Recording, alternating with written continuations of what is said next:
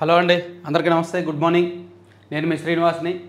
ఈనాడు, ఆంధ్రజ్యోతి, సాక్షి, ఆంధ్రప్రభ 4 వార్తాపత్రికల్లో వచ్చిన వార్తలు, వాటిలో ముఖ్యమైన అంశాలన్నీ కూడా మనం ఈ వీడియోలో ఉన్నట్టు చెప్పుకుందాం. కంటెంట్ నచ్చిన వాళ్ళు చివరి వరకు చూడండి అండ్ కొత్త వాళ్ళు సబ్స్క్రైబ్ చేసుకోండి, లైక్ చేయండి. ప్రతి ఒక్కరూ లైక్ చేయండి. మీ ప్రతి లైక్ ఇంపార్టెంటేనండి. అంటే నేను లైక్ చేయకపోయినా పర్వాలేదు, నా ఒక్కడిదేముంది అని అనుకోవద్దు. 12,000 13,000 మంది లైక్స్ చేస్తే ఒక 50-60 వేలకు పైగా వ్యూస్ వచ్చే అవకాశం ఉంది. లైక్స్ని బట్టే వ్యూస్ వస్తాయి. అందుకే నేను ప్రతిరోజు మరీ చెప్తున్నాను. ఫస్ట్ చూసిన 5,000 మందిలో 3,000 మంది లైక్స్ చేస్తున్నారు. ఫస్ట్ చూసిన 5,000 మందిలో ఖచ్చితంగా 3,000 మంది లైక్ చేస్తున్నారు. ఆ తర్వాత నెమ్మదిగా తగ్గుతుంది. అంటే బికాజ్ ఆఫ్ పర్వాలేదులే 3,000 వచ్చాయి కదా అనే ఉద్దేశం.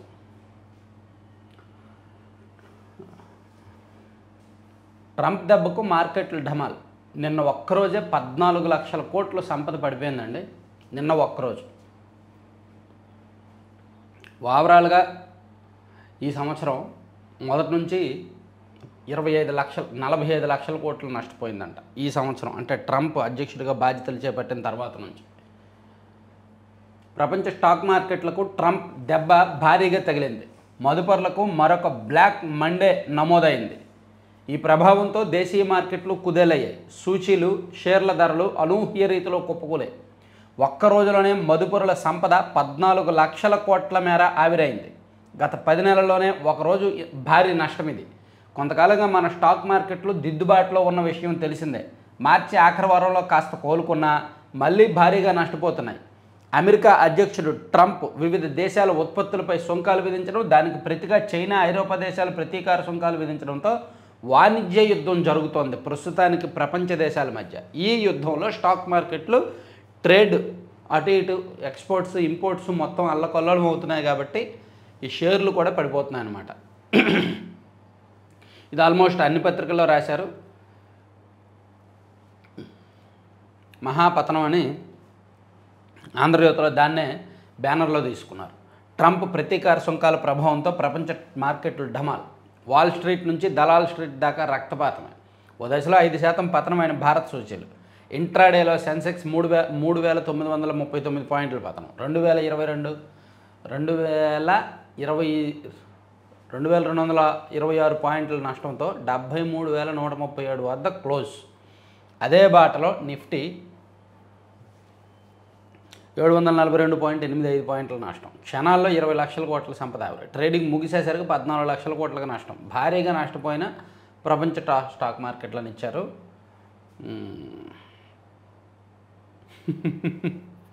ప్రతీకార సుంకాన్ని ఉపసంహరించుకోకపోతే చైనాపై 50% అదనపు సుంకం అంట. ఈయన చైనా మీద 32% సుంకం విధించడంతో చైనా వాళ్ళు కూడా రివర్స్ అదే పర్సంటేజ్లో సుంకం విధించారు.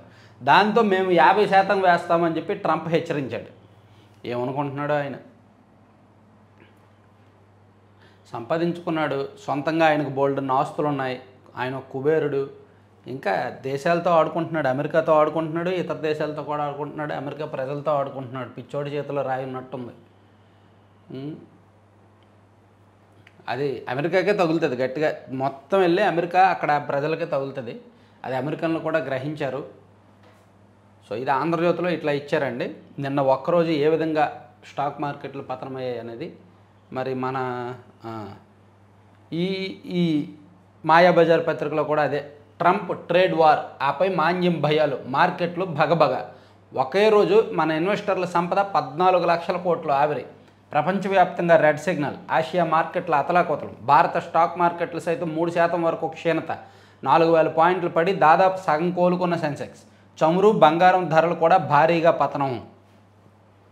సో ఇదిగోండి, మొత్తం అన్ని పత్రికల్లో అదే ఇచ్చారంటే ఇంకా దాని ప్రభావం ఎంతగా ఉందో చూడండి. ఈవెన్ ఆంధ్రప్రభలో కూడా అదే. ట్రంప్ బ్లాక్ బాత్ 13 లక్షల కోట్ల ఉఫ్.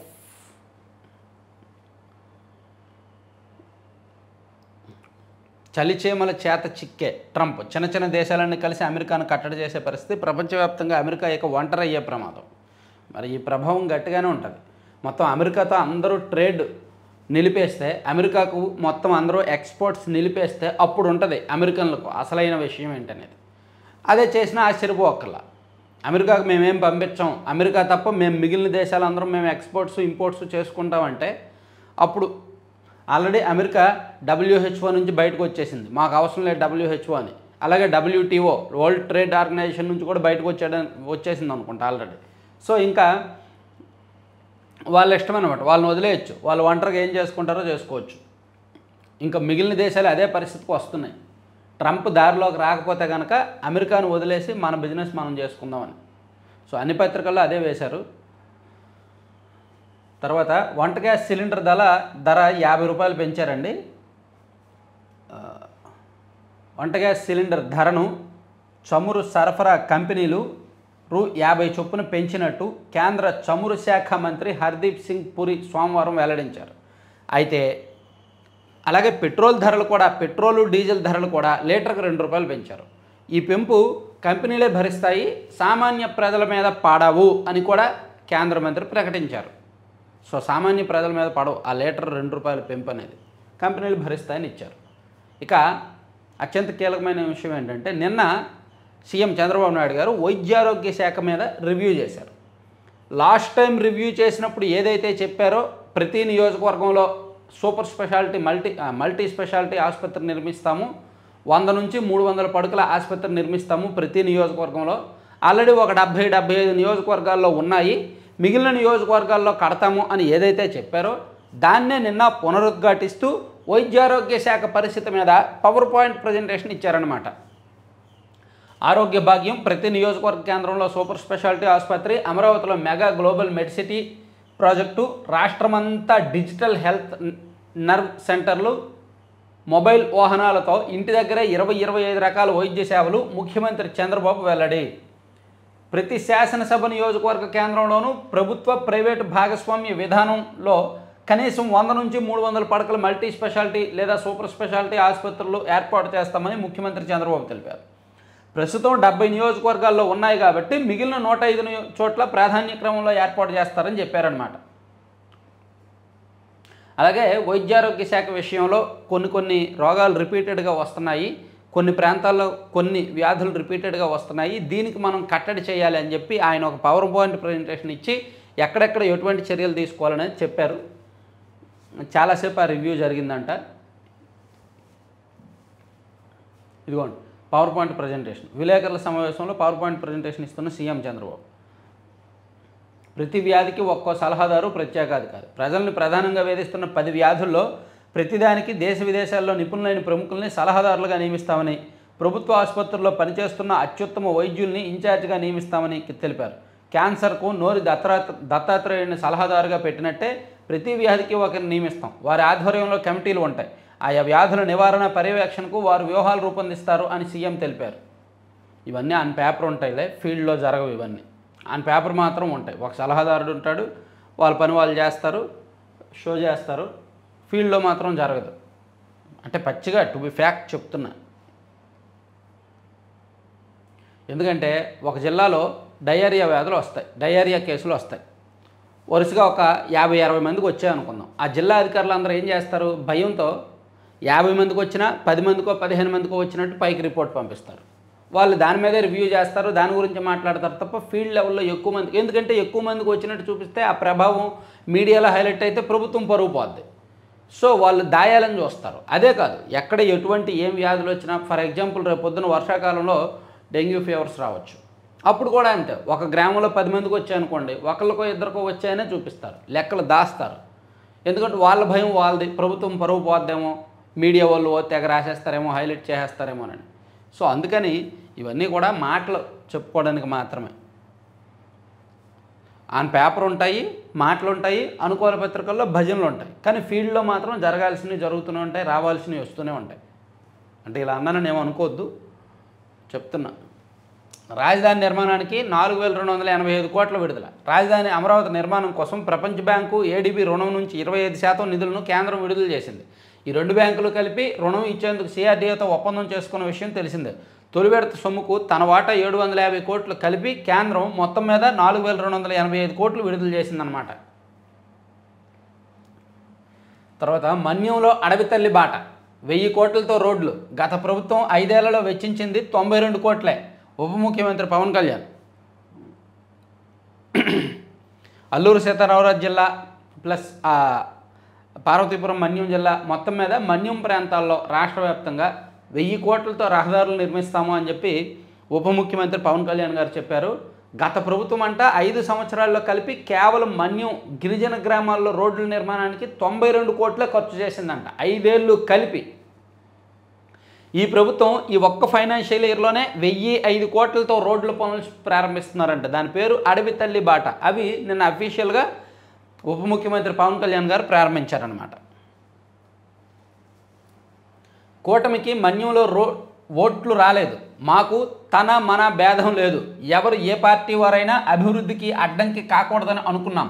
మీరు ఓటు వేయకపోయినా మీ ప్రాంతంలో 1000 కోట్లతో రోడ్లు నిర్మిస్తున్నాం అని ఉప ముఖ్యమంత్రి పవన్ కళ్యాణ్ అన్నారు. అడవి తల్లి బాట పేరుతో 1005 కోట్లతో రోడ్ల పనులకు అల్లూరు సీతారామరాజు జిల్లా డుంబ్రిగూడ మండలంలో సోమవారం ఆయన శ్రీకారం చుట్టారు. అనంతరం డుంబ్రిగూడలో బహిరంగ సభలో మాట్లాడారు. గత ప్రభుత్వం మీ ఓటుకు విలువలు ఇవ్వలేదు. వారు మీ ప్రాంత రోడ్ల కోసం 5 ఏళ్లలో కేవలం 92 కోట్లే ఖర్చు చేశారు. మేము అధికారంలోకి రాగానే గిరిజనుల సమస్యను సీఎం చంద్రబాబు దృష్టికి తీసుకువెళ్ళగా 49 కోట్లు మంజూరు చేశారు. ఇప్పుడు కేంద్ర సహకారంతో 1000 కోట్లతో 1069 కిలోమీటర్ల రోడ్లు నిర్మిస్తున్నాము అని పవన్ కళ్యాణ్ గారు చెప్పారన్నమాట. ఆలంబనగా ఆత్మీయ గృహాలు అని ఒక ప్రత్యేక కథనాన్ని రాశారు. తర్వాత పోలవరం బనకచెర్ల అనుసంధానంతో తెలంగాణకు ఎలా నష్టం? వరద జలాల ఆధారంగానే ఈ ప్రాజెక్టు. డిపిఆర్లు ఇవ్వకుండా మీ ప్రాజెక్టులు కట్టలేదా? గోదావరి బోర్డు భేటీలో ఏపీ అధికారుల ప్రశ్నలు. సర్వసభ్య సమావేశంలో వాడివేడి చర్చ. ప్రాజెక్టుల అప్పగింతపై తెలంగాణ సంసిద్ధత. గోదావరి బనకచెర్ల అనుసంధానం. ఆ ప్రాజెక్టు కడితే తెలంగాణకు ముప్పు ఉంది. తెలంగాణ వాటా ఆంధ్రప్రదేశ్ వాళ్ళు తీసుకెళ్ళిపోతారు. కాబట్టి ఆ ప్రాజెక్ట్ని ఆపండి అని తెలంగాణ అధికారులు గోదావరి బోర్డులో ఒక మీటింగ్ పంచాయతీ పెట్టడంతో దానిలో ఆంధ్రప్రదేశ్ అధికారులు పాల్గొని అసలు ఈ ప్రాజెక్ట్కి మీకు సంబంధం ఏంటి? ఇవన్నీ కూడా మిగులు జలాలు, వరద జలాలని మాత్రమే మళ్లించే ప్రాజెక్టు. అసలు మేము గోదావరిలో మీ వాటాను మేమేమీ తీసుకోము. సో దాని గురించి మీరు అనవసరమైన గొడవ చేయొద్దని చెప్పి నిన్న కొంచెం వాడివేడిగానే జరిగింది. పోలవరం బనకచెర్ల అనుసంధానం, గోదావరి బోర్డుకు ప్రాజెక్టుల అప్పగింత తదితర అంశాలతో సోమవారం గోదావరి బోర్డు సర్వసభ్య సమావేశం వాడివేడిగా సాగింది. గోదావరి వరద జలాల ఆధారంగా ఏపీ ప్రభుత్వం చేపట్టదలిచిన పోలవరం బనకచెర్ల అనుసంధానం ప్రాజెక్టుపై ఏపీ అధికారులు తెలంగాణ వాదనను ప్రశ్నించారు. బోర్డు చైర్మన్ ఏకే ప్రధాన్ అధ్యక్షతన హైదరాబాద్ జలసౌధలో నిర్వహించిన సమావేశంలో ఏపీ నుంచి జలవనరుల శాఖ చీఫ్ ఇంజనీర్ ఎం వెంకటేశ్వరరావు, అంతర్రాష్ట్ర జలవనరుల విభాగం చీఫ్ ఇంజనీర్ సుగుణాకర్ రావు, తెలంగాణ నుంచి ఆ రాష్ట్ర నీటిపారుదల శాఖ కార్యదర్శి రాహుల్ బొజ్జా, ఈఎన్సీ అనిల్ కుమార్, బోర్డు కార్యదర్శి వీళ్ళందరూ పాల్గొన్నారు. ఎందుకంత హడావుడి? గోదావరిలో వరద జలాల ఆధారంగానే పోలవరం బనకచెర్ల అనుసంధాన ప్రాజెక్టు చేపట్టాలని మా ప్రభుత్వం భావిస్తోంది. గోదావరి లోని నికర జలాలతో ఏ రకంగానూ దీనికి సంబంధం లేదు. ఎగువ రాష్ట్రాల నీటి వాటా మేమేమీ తీసుకోము అని చెప్పారు. అలాగే డిపిఆర్లు ఇవ్వకుండా మీరు చాలా ప్రాజెక్టులు కట్టుకున్నారు కదా, ఇప్పుడు మా డిపిఆర్ మీరు అడుగుతున్నారేంటి అని కూడా చెప్పారనమాట. గట్టిగానే జరిగిందంట వాదనది.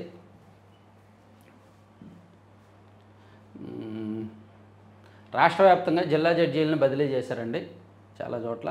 తర్వాత ఏదో ఆవేశంలో మాట్లాడేశా, పాస్టర్ మృతిపై ఆధారాలు లేవు, పోలీసుల విచారణలో జాన్ బెన్నిలింగు. ఆవేశంలో మాట్లాడడం ఏంటండి? బుద్ధుండక్కర్లా. ఆవేశంలో ఏది పెడితే అది మాట్లాడేస్తారా? కులాలకు సంబంధించి మతాలకు సంబంధించిన వ్యవహారం, సెన్సిటివ్ టాపిక్ని ఆవేశంగా మాట్లాడతారా? ఇలా చెప్పినందుకే అతన్ని శిక్షించాలి తెలుసా? ఆవేశంగా మాట్లాడాను అన్నందుకు ఎంతమంది దాన్ని నమ్ముంటారు? అది ఎంత సెన్సిటివ్ ఇష్యూ అది, ఒక కులానికి సంబంధించిన అంశం. పాస్టర్ విషయంలో ఎవరెవరైతే ఓవర్గా మాట్లాడారో వాళ్ళందరి మీద చట్ట ప్రకారం చర్యలు తీసుకోవాలి. చాలామంది కొంతమంది డబుల్ యాక్షన్ చేశారు. ఫస్ట్ ఏమో దాన్ని రాజకీయంగా వాడుకోవాలని చూశారు, మతపరంగా వాడుకోవాలని చూశారు. ఆ తర్వాత అమ్మో ప్రభుత్వానికి అనుకూలంగా మారిపోయారు కొంతమంది. సో అలాగే ఈ కొంతమంది పాస్టర్లు, ఆయన ఎవరు మాజీ ఎంపీ హర్షకుమార్ లాంటి వాళ్ళు, కేఏ పాల్ లాంటి వాళ్ళు అయితే ఫస్టే ఇంకా రంగంలోకి దిగేసి ఓవర్గా మాట్లాడేశారు. అటువంటి వాళ్ళందరినీ చట్ట ప్రకారం సమాధానం చెప్పమనాలి. ఎందుకంటే ఏ మాత్రం తేడా కొట్టినా ఈ పాట రాష్ట్రం మొత్తం అల్లకల్లోలం చేసేవాళ్ళు వాళ్ళు. పోసానికి సూళ్ళూరుపేట పోలీసులు నోటీసు. పాపం ఆయనకు బెయిల్ వచ్చినా ప్రశాంతత లేదు. వారంలో 2 సార్లు రావాల్సిందే, విచారణకు హాజరవ్వాల్సిందే.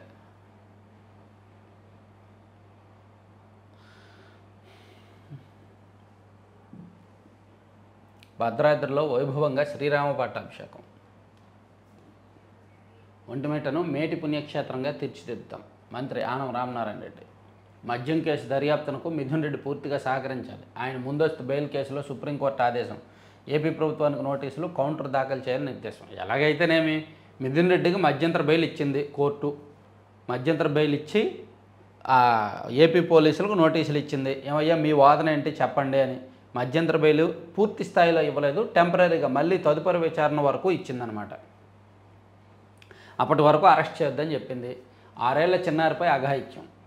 ఓ చిన్నారిపై అఘాయిత్యం చేసిన సంఘటన ఆలస్యంగా వెలుగులోకి వచ్చింది. సేకరించిన సమాచారం మేరకు కొండపల్లిలోని ఓ ఇంట్లో ఉండే దంపతులు ఇద్దరు కూలీ పనులు చేసి జీవిస్తుంటారు.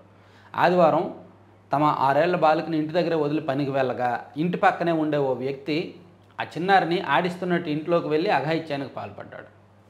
ఈ దారుణాలు పెరిగిపోతున్నాయి, ఈ ఘోరాలు పెరిగిపోతున్నాయి. ప్రతిరోజు ఈ వార్తలు నేను ఓ పని చేస్తాను, ఒక నెల రోజుల పాటు ఈ వార్తల్ని కట్ చేసి పెడతా. నెల రోజుల తర్వాత చూద్దాం అసలు ఎన్ని ఇన్సిడెంట్లు జరిగాయి అని మన రాష్ట్రంలో.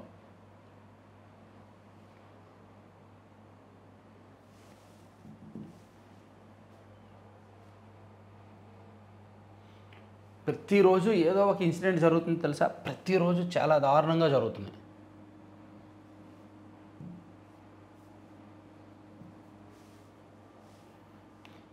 ఒక నెల రోజులు చూద్దాం ఈ క్లిప్పింగ్స్, ఈ వార్తల క్లిప్పింగ్స్ అన్నీ. నెల రోజుల తర్వాత హోంమంత్రి గారికి, రాష్ట్ర ముఖ్యమంత్రి గారికి మెయిల్ చేద్దాం, ఇదిగో ఇవి ఈ నెలలో జరిగాయి అని.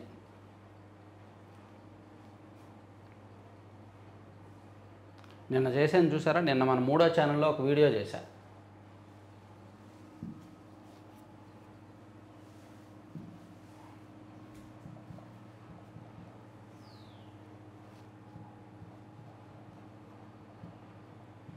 ఇదిగో 3వ ఛానల్ పేరు, అంటే కొంతమందికి తెలియదేమో, ఇది మన 3rd ఛానల్.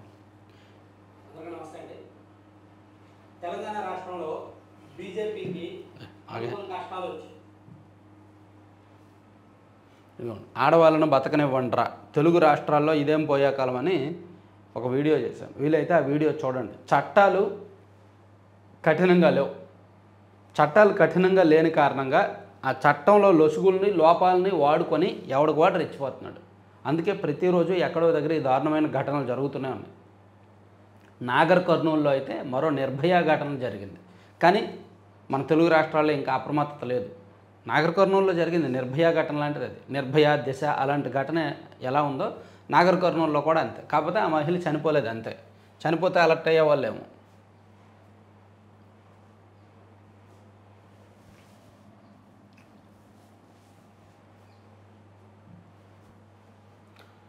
$100 కౌంట్ రొయ్య కిలో $220. ఎగుమతి వ్యాపారులకు సీఎం సూచన. ఆక్వా రంగ సమస్య పరిష్కారానికి భాగస్వాములతో కమిటీ. ఎన్ని కమిటీలు వేసినా, సెంట్రల్ గవర్నమెంట్ కమిటీ వేసినా, స్టేట్ గవర్నమెంట్ కమిటీ వేసినా అంతిమంగా వెళ్ళి ట్రంప్ దగ్గరికి వెళ్ళాలి. ట్రంప్ దగ్గరే ఆగాలి. ఆయన దిగుమతి సుంకం తగ్గించాలి. తగ్గితేనే అప్పుడు వీళ్ళందరూ అమెరికా పంపించడానికి కుదురుద్ది. ఏదైనా సరే ఎన్ని కమిటీలు వేసినా అక్కడే కదా డెస్టినేషన్, అదేగా సోర్స్ ఇదే కావచ్చు, డెస్టినేషన్ అదేగా. ఎక్కడైతే డెస్టినేషన్ ఉందో వాడు ఒప్పుకోవాలిగా. ఆ పిచ్చోడు ఒప్పుకుంటే ఇవన్నీ వెళ్తాయి, లేకపోతే లేదు. అమెరికా సుంకాల భారం పేరుతో ఆక్వా రైతులకు ఇచ్చే ధరలు తగ్గించవద్దని 100 కౌంట్ రొయ్యలకు కిలోకు 220 చొప్పున ఇవ్వాలని ముఖ్యమంత్రి చంద్రబాబు ఆక్వా ఎగుమతి వ్యాపారులకు సూచించారు. ఒక ఎగుమతి వ్యాపారులు 220 రైతులకు ఇస్తారండి, కానీ వాళ్ళు అక్కడ తీసుకుంటారా లేదా అని. సో ఇప్పుడు ఏంటంటే కొత్త మార్కెట్ అవకాశాలు వెతుక్కోవాలి. ఇప్పుడు అమెరికాకు పంపించలేరు, అమెరికాలో దిగుమతి సుంకం ఎక్కువ ఉంది కాబట్టి కొత్త అవకాశాలు, కొత్త దేశాలు ఎవరికైనా అవసరమేమో, కొత్త అవసరాలు ఎవరికి ఉన్నాయని చూసి వాళ్ళకి పంపించడమే. అదే ఇప్పుడు చూస్తున్నారు. ఆక్వా సాగులో 3 లక్షల మంది రైతులు ఉన్నారు. ఈ రంగంపై ప్రత్యక్షంగా పరోక్షంగా మరో 50 లక్షల మంది ఆధారపడి ఉన్నారు. ఇది ఊహించని సమస్య. రైతులు ఓపికగా ఉండాలి, తప్పకుండా పరిష్కారం సాధిద్దాం అని భరోసా ఇచ్చారన్నమాట. ఆక్వా రైతుపై సుంకం భారం వేయొద్దు, మేత ధరలు తగ్గించాలి, స్థానిక వినియోగం పెంచాలి. NGCC తరహాలో ప్రత్యేక కమిటీ. ఓకే. జూలై నుంచి ఆక్వా సాగుకు విరామం. పశ్చిమలో 3 నియోజకవర్గాల రైతుల నిర్ణయం. రొయ్యల సాగు ధరల విషయంలో జరుగుతున్న అన్యాయానికి నిరసనగా పశ్చిమ గోదావరి జిల్లాలోని పాలకొల్లు, నరసాపురం, ఆచంట నియోజకవర్గాల్లో ఆక్వా రైతులు జూలై నుంచి 3 నెలల పాటు సాగుకు విరామం ప్రకటించారంట. 3 నెలల తర్వాత మరో 3 నెలల పాటు సాగు విరామం ప్రకటిస్తారంట. ఓకే. సుపరిపాలన కోసం సలహా మండలి. ఓకే. కేంద్రానికి లేఖ రాసి చేతులు దులిపేసుకుంటారా? ఆక్వా సమస్యపై ప్రభుత్వం జోక్యం ఏది? ముఖ్యమంత్రిపై మాజీ సీఎం జగన్ విమర్శలు. అమెరికా టారిఫ్లు ఒకవైపు ఇబ్బంది పెడుతుంటే మీ పార్టీకి చెందిన వ్యాపారులంతా సిండికేట్గా మారి ఆక్వా రైతులను దోచుకుంటున్నారు. అయినా ప్రభుత్వం ఎందుకు జోక్యం చేసుకోవడం లేదు అని సీఎం చంద్రబాబును విమర్శిస్తూ మాజీ ముఖ్యమంత్రి జగన్ సోమవారం ఎక్స్ వేదికగా పోస్ట్ చేశారంట. మంచిది.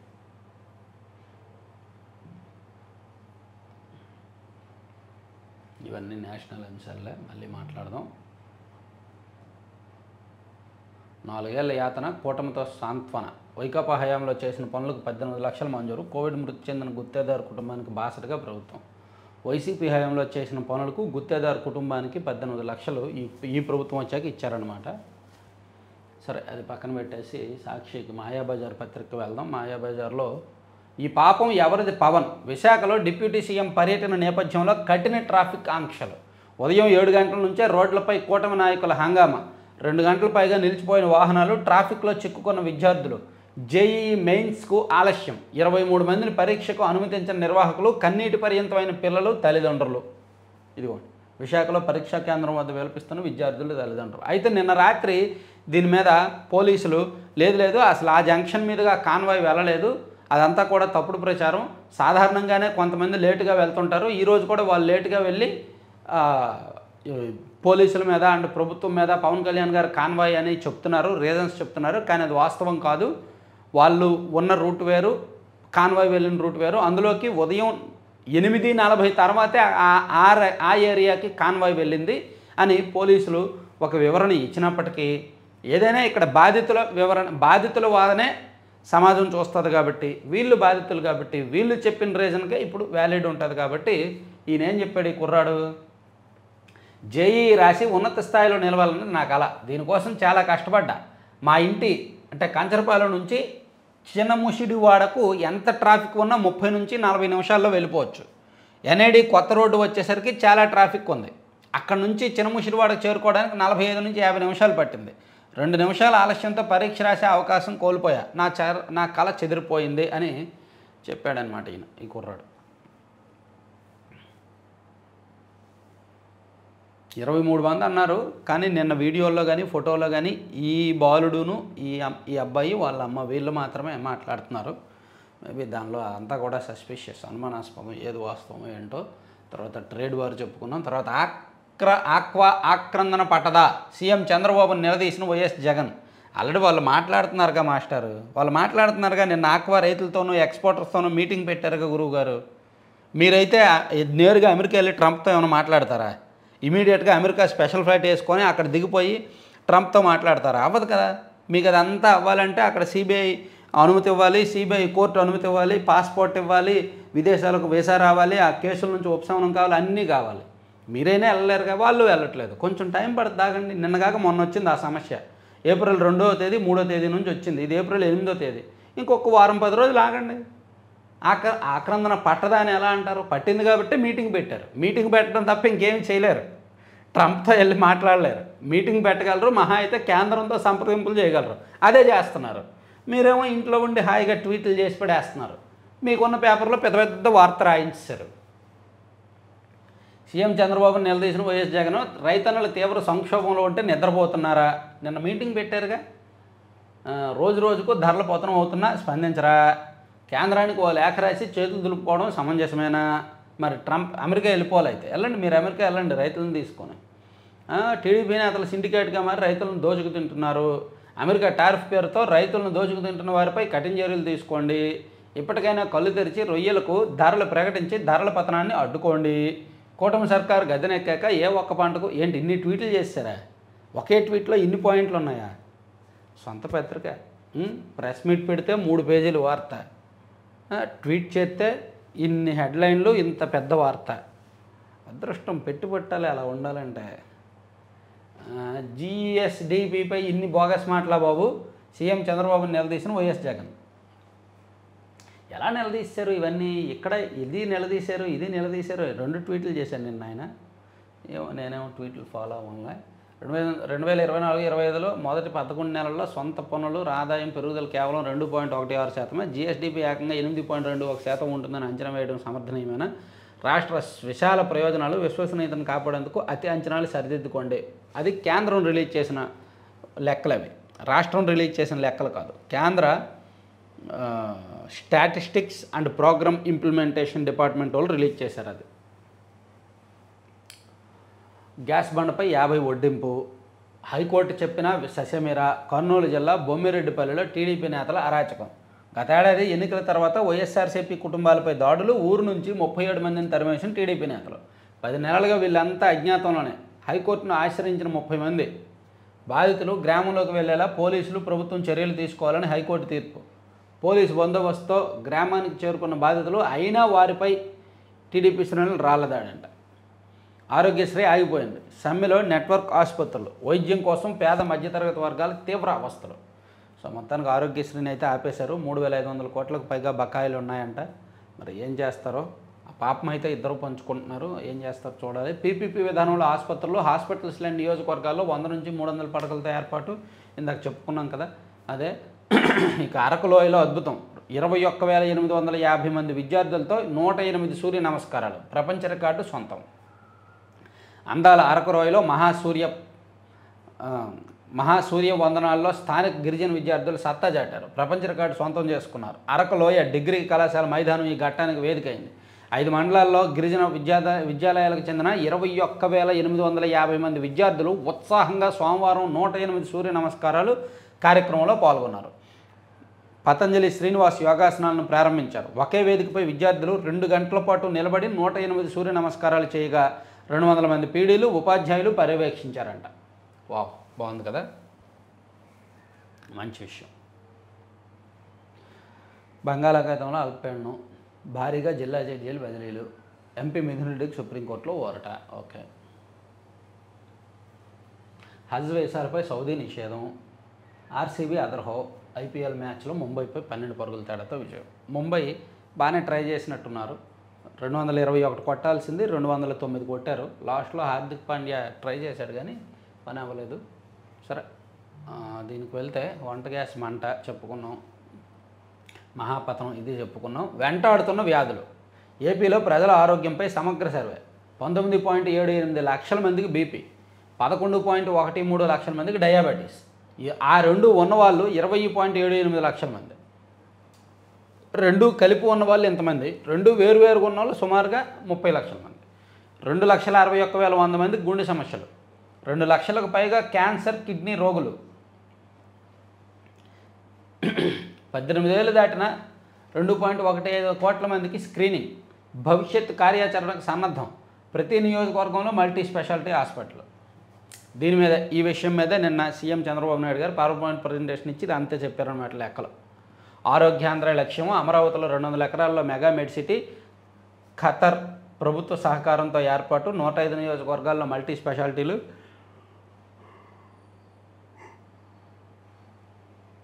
పీపీపీ విధానంలో ఏర్పాటు. ఆరోగ్యశ్రీ కేసుల్లో 50% వాటికే. ఆరోగ్య వివరాలతో హెల్త్ డిజిలాకరు.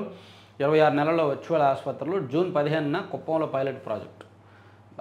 బోల్డ్ బాగుంటుంది. గుట్టుగా జబ్బులు. దేశవ్యాప్తంగా పెరుగుతున్న బీపీ, షుగర్, ఫ్యాటీ లివర్, దీర్ఘకాయ వ్యాధులు ఉన్నట్టు తెలియకుండానే జీవిస్తున్న లక్షల మంది. అందుకే వీలైతే ప్రతి ఒక్కరూ ప్రతి 6 నెలలకు ఒకసారి ఫుల్ బాడీ హెల్త్ చెకప్ చేయించుకోండి.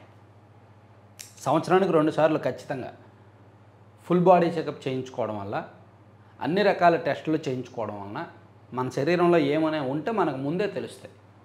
Blood test, ECG, liver functioning మొత్తం అన్నీ కూడా 6 నెలలకు ఒకసారి, సంవత్సరానికి 2 సార్లు చేయించుకోవడం బెటర్.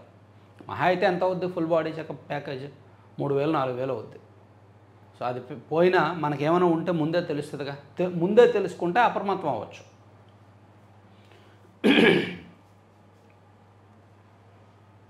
ఏపీలో అణు జలాంతర్గామి స్థావరం. అనకాపల్లి జిల్లా రాంబిల్లిలో నేవీ ప్రత్యామ్నాయ బేస్. విశాఖ నుంచి 50 కిలోమీటర్ల దూరంలో రహస్య కేంద్రం. కాసేపు కూర్చోవాలి బాబాయ్. ఐఎన్ఎస్ వర్షాలో భాగంగా తూర్పు తీరంలో ఏర్పాటు.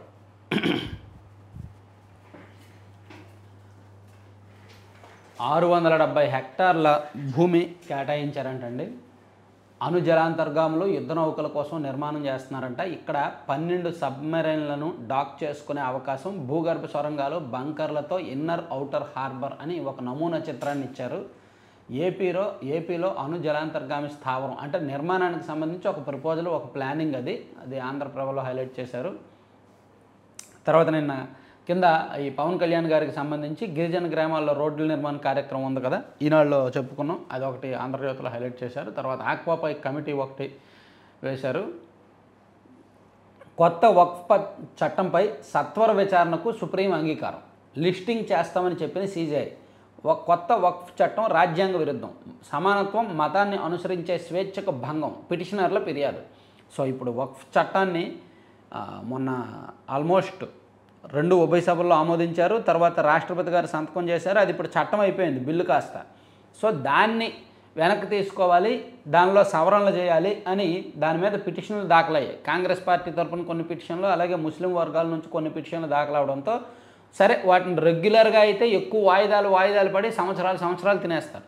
అలా కాకుండా సత్వరంగా విచారిస్తాం, ఫాస్ట్గానే విచారిస్తాం, అవసరమైతే దాని మీద కమిటీ వేస్తాం, ఇమీడియట్గా లిస్టింగ్ చేస్తాం అని నిన్న సుప్రీంకోర్టు చెప్పిందనమాట. ఇది అదొక అంశం వేశారు. తర్వాత గ్రామీణ బ్యాంకులు విలీనం అంటండి. మే 1వ తేదీ నుంచి ఆంధ్రప్రదేశ్ గ్రామీణ బ్యాంక్. సో ఇప్పుడు నిజానికి ఆంధ్రప్రదేశ్లో చైతన్య గోదావరి గ్రామీణ బ్యాంక్ అని, దాంతోపాటు ఏవో వికాస్ గ్రామీణ బ్యాంక్ అని ఏవో ఉన్నాయి, 4-5 గ్రామీణ బ్యాంకులు ఉన్నాయి. ఇప్పుడు వాటన్నింటినీ విలీనం చేసేసి ఒకే ఒక బ్యాంకు ఆంధ్రప్రదేశ్ గ్రామీణ బ్యాంక్ అనేది పెడుతున్నారంట మే 1వ తేదీ నుంచి. ఇక బంగాళాఖాతంలో అల్పపీడనం బలపడే అవకాశం లేదంటున్న నిపుణులు, రానున్న 3 రోజుల్లో పెరగనున్న ఎండలు. ఇక ఏపీకి 750 ఎలక్ట్రిక్ బస్సులు.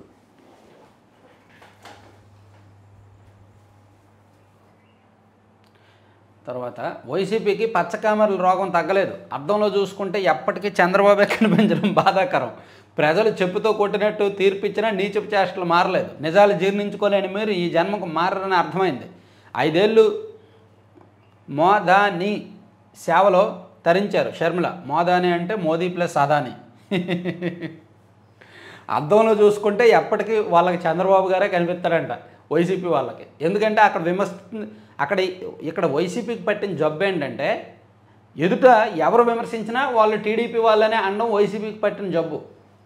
షర్మిల గారు విమర్శించినా షర్మిల గారు కూడా చంద్రబాబు ఇచ్చిన స్క్రిప్టే చదువుద్దే అంటారు. ఇండివిజువల్గా ఆవిడకి తెలీదా? ఆవిడకి సబ్జెక్ట్ లేదా? ఆవిడ విమర్శించదా? ఎవరు ఒక పొరపాటున డొనాల్డ్ ట్రంప్ వచ్చి ఇక్కడ జగన్మోహన్ రెడ్డిని కానీ వైసీపీని కానీ విమర్శిస్తే ఆయనకి చంద్రబాబు స్క్రిప్ట్ ఇచ్చానని అంటాడు. ఆయన ఒక స్క్రిప్ట్ ఫాలో అవుతాడు ఆ ట్రంప్ తాత. అలా ఈవెన్ ప్రధానమంత్రి నరేంద్ర మోదీ వచ్చిన వైసీపీని ఘాటుగా విమర్శించినా చంద్రబాబు గారు చెప్పారు, చంద్రబాబు స్క్రిప్ట్ ఇచ్చారని అంటారు అలాంటి వాళ్ళు వైసీపీ వాళ్ళు. అందుకని అద్దంలో చూసుకుంటే ఎప్పటికీ చంద్రబాబే కనిపించడం బాధాకరం అనే డైలాగ్ షర్మిల గారు కొట్టారనమాట. తెలంగాణ అనే అభూత కల్పనలే, తెలియదు గుర్తులేదు. ఎస్, అందరికీ రొటీన్. మీరు కూడా ప్యూర్ వైసీపీఎన్గా మారిపోయారనమాట. అదే చెప్పాలి, విచారణలో అదే చెప్పాలి, అదే చెప్తారు కూడా. నాకు తెలీదు, నాకేం గుర్తులేదు. అవునా, అలా జరిగిందా, ఏమో తెలీదు, నాకేం గుర్తులేదు. ప్రతి ఒక్కరూ చెప్పేది అదే. రేపు పొద్దున్న లెక్కర్ స్కామ్లో విచారణకు ఎదుర్కొంటే మిథున్ రెడ్డి గారు చెప్పేది అదే. ఆ తర్వాత రాజకేశ్వర రెడ్డి గారు విచారణకు వెళ్తే ఆయనే చెప్పేది అదే. కాకాని గోవర్ధన్ రెడ్డి గారు క్వాడ్జ్లో విచారణకు వెళ్తే ఆయనే చెప్పేది అదే. నాకు తెలీదు, నాకు గుర్తులేదు. వీర్య నిరోధక మాత్ర, హార్మోన్ రహిత ట్యాబ్లెట్ను అభివృద్ధి చేసిన అమెరికా శాస్త్రజ్ఞులు 99% సామర్థ్యంతో పనిచేస్తున్నట్టు ఎలుకలు, కోతులపై ప్రయోగాల్లో వెల్లడి. మనుషులపై తొలి దశ ట్రయల్స్ పూర్తి. న్యూజిలాండ్లో 2వ దశ ఈ దశాబ్దం చివరికి అందుబాటులో వచ్చే అవకాశం. మీరు ప్రపంచంలో ఏ దేశానికైనా వెళ్ళండి, గర్భనిరోధక మాత్రలు అంటే మహిళలు మాత్రమే వాడేవి దొరుకుతాయి. పురుషులు వాడే మాత్రలు ఎక్కడ దొరకవు. దాదాపు 7-8 దశాబ్దాలుగా ప్రపంచంలోని పలు దేశాలకు చెందిన శాస్త్రవేత్తలు కృషి చేస్తున్నా చివరికి అందుబాటులోకి రాలేదు. కానీ చివరికి ఇప్పుడు అమెరికన్ శాస్త్రవేత్తలు కనిపెట్టారు వీర్య నిరోధక మాత్ర అంట. సో పురుషులు ట్యాబ్లెట్ వేసుకోవచ్చు.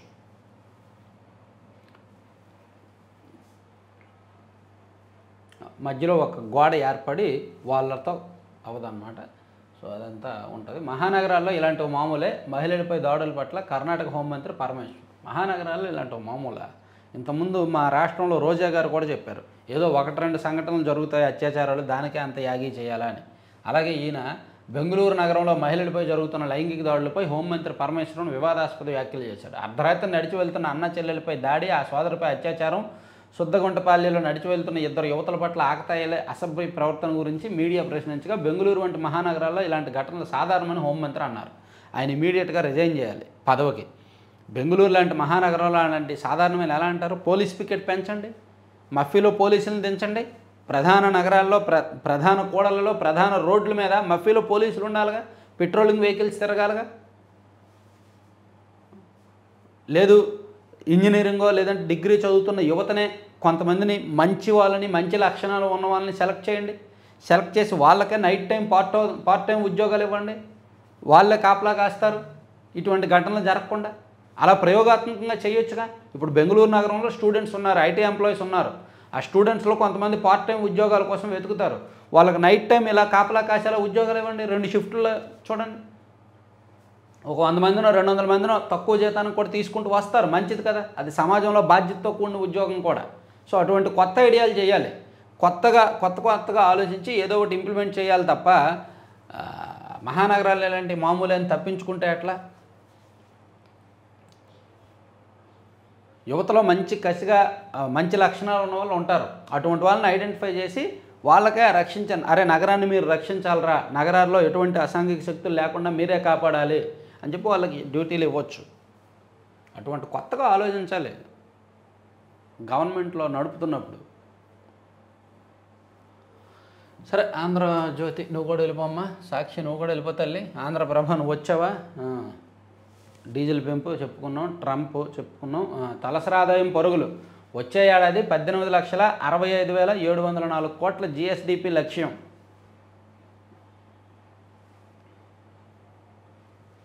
సంపద సృష్టి, సంక్షేమం, అభివృద్ధికి మూలం, తలసరి ఆదాయంలో పెరుగుదల లక్ష్యం. సేవల రంగంలో అంటే మొన్న కేంద్ర గణాంకాల శాఖ రిలీజ్ చేసిన దానిలో మనకి జిఎస్డిపి పెరిగింది కదా, వృద్ధి పెరిగింది కదా, దాంతో ఓకే నెక్స్ట్ ఇయర్ ఇంకా బాగుంటుంది అని సీఎం గారు చెప్తున్నారు. ఏపీకి బీపీ, గుండె జబ్బులు బెడదా, ఉప్పు నూనె చక్కెర తగ్గించాలి సీఎం.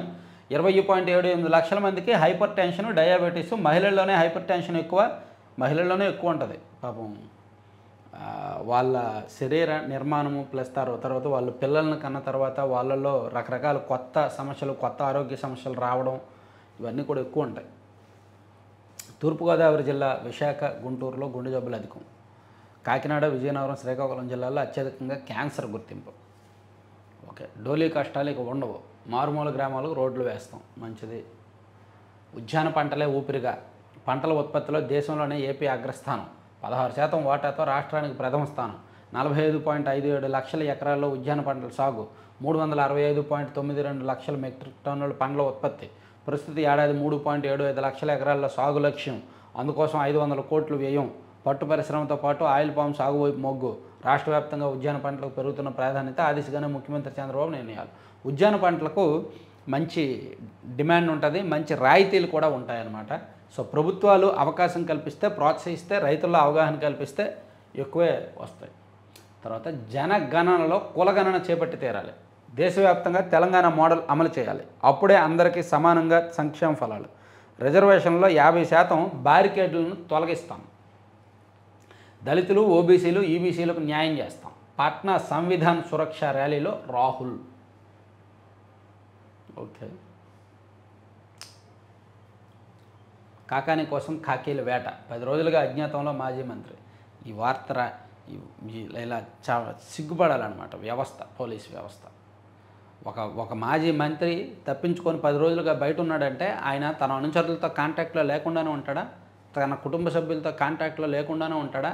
ఎక్కడో ఒక దగ్గర ఫోన్ వాడకుండానే ఉంటాడా? ఎక్కడో ఒక దగ్గర ఆయన అట్లీస్ట్ తన ఏటీఎం కార్డు అయినా వాడకుండానే ఉంటాడా? పట్టుకోవాలంటే ఎంతసేపు అండి? సినిమాల్లో చూడాల పోలీసుల దగ్గర ఎంత టెక్నాలజీ ఉంటుంది, ఎంత సాంకేతికత ఉంటుంది. నిజంగా పోలీసులు గట్టిగా అనుకుంటే అతను 24 గంటల్లో పట్టుకోగలరు. ఇదంతా నువ్వు పారిపోయినట్టు నటించు, మేము పట్టుకున్నట్టు నటిస్తాం అని ఒక స్క్రిప్ట్ అనుకుంటున్నాను నేనైతే. పట్టుకోవాలంటే ఎంతసేపు? సరే, ఇక నేషనల్ అంశాలు ఒకసారి చూసి ముగిద్దాం. జాతీయ స్థాయి అంశాల్లో సుంకాలపై తగ్గేదే లేదు. తగ్గవు. నువ్వెందుకు తగ్గుతావు? కొన్నిసార్లు చేదు మాత్రలు తప్పవు, చైనా దిగిరాకపోతే మరో 50% వేస్తాం, మళ్ళీ రెచ్చిపోయిన ట్రంప్. ఆన్లైన్ తప్ప అన్ని సిఫార్సులను ఆమోదించాం, నీట్ పరీక్ష నిర్వహణపై సుప్రీంకోర్టుకు తెలిపిన కేంద్రం. తప్పుల నుంచి నేర్చుకుంటున్నాం రాహుల్. ఏం నేర్చుకుంటారు మాస్టర్? మీ ఇండియా కూటమిలోనే ఐక్యత లేదు, ముందు మీరు అందరూ ఐక్యంగా ఉండండి, ఆ తర్వాత నేర్చుకోండి. దారుణ అత్యాచారకాండ, 6 రోజుల్లో 23 మంది కీచకుల బరితెగింపు.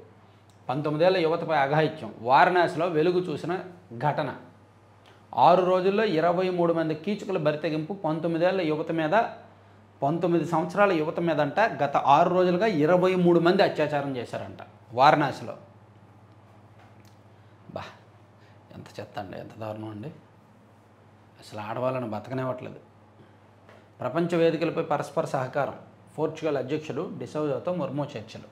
సరిహద్దుల్లో ఎలక్ట్రానిక్ నిఘా వ్యవస్థ, కేంద్ర హోంమంత్రి అమిత్ షా వెల్లడి. దేశ సరిహద్దులను పరిరక్షించడానికి ఎలక్ట్రానిక్ నిఘా వ్యవస్థను ప్రభుత్వం మోహరించనుందని కేంద్ర హోంమంత్రి అమిత్ షా సోమవారం తెలిపారు. బద్లాపూర్ లైంగిక వేధింపుల కేసులో నిందితుడి మృతిపై సిట్, బొంబాయి హైకోర్టు ఆదేశం. పోలీసులపై ఎఫ్ఐఆర్ నమోదు చేయాలని కూడా వెల్లడి. మహారాష్ట్రలోని ఠానే జిల్లా బద్లాపూర్లో ఓ పాఠశాలలో 2 బాలికలపై లైంగిక వేధింపు పాల్గొన్న కేసులో నిందితుడు అక్షయ్ సిందే పోలీసుల కస్టడీలోనే మరణించాడు. సో దాని మీద కమిటీ వేశారు. ఉద్యోగాలు కోల్పోయిన టీచర్ల తరఫున పోరాడతా, బెంగాల్ సీఎం మమతా బెనర్జీ. విరాళాల్లో భాజపాకే అగ్రతాంబూలం. 2023-24లో 2243 కోట్లు అందుకున్న పార్టీ 281.48 కోట్లతో రెండో స్థానంలో కాంగ్రెస్. ఏడీఆర్ నివేదిక.